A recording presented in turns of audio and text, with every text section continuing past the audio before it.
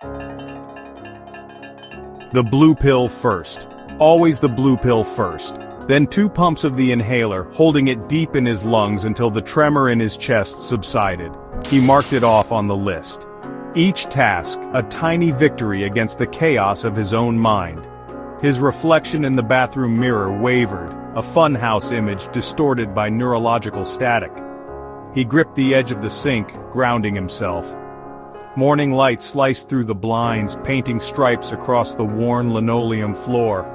He moved through his routine with practiced precision, each action a carefully placed stone on the path through his day. One wrong step, one missed medication, and the ground could crumble beneath him, sending him tumbling into the abyss of his own fractured perception. He wouldn't let it happen, not today. He swallowed the second pill dry, the bitterness clinging to the back of his throat. Another check mark on the list. His gaze darted around the room, landing on a framed picture of him and his wife, Sarah. Her smile a beacon of warmth in the often frigid landscape of his mind. He clung to that image, to the memory of her touch, her laughter, a lifeline in the storm that raged within. He had to hold on, he had to. These rituals, these lists, they were his armor, his shield against the onslaught of his own malfunctioning brain.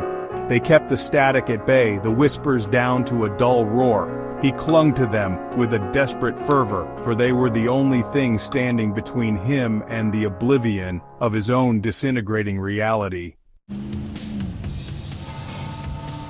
The world outside his apartment door was a cacophony. Car horns blared, engines roared, the screech of brakes a jarring assault on his hypersensitive hearing.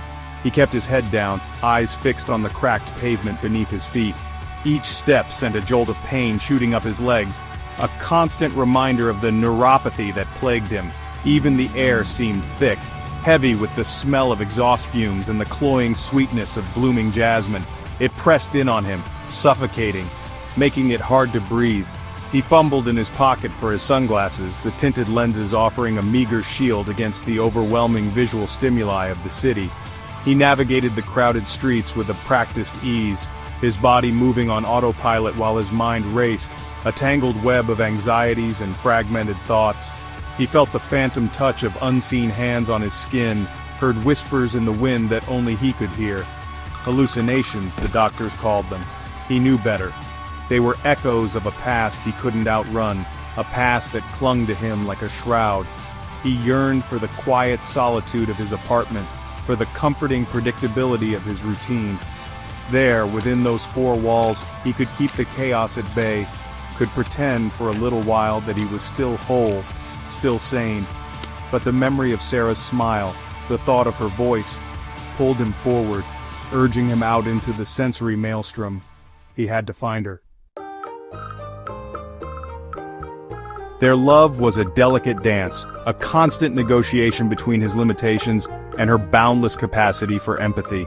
She understood the storms that raged within him, the sudden shifts in mood, the moments when his grip on reality faltered. She met his darkness with unwavering light, her love a beacon in the storm. He cherished their quiet evenings together, the two of them curled up on the couch, her head resting on his chest, listening to the steady beat of his heart.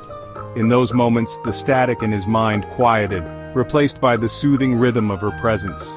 He was grounded, anchored to the present by the weight of her love. But even in love, his anxieties found purchase. He worried that he was holding her back, that his illness was a burden she shouldn't have to bear. He saw the flicker of concern in her eyes when his hand trembled, the way she bit her lip when he forgot what he was saying mid-sentence. He hated himself for it, for the pain he saw reflected in her gaze.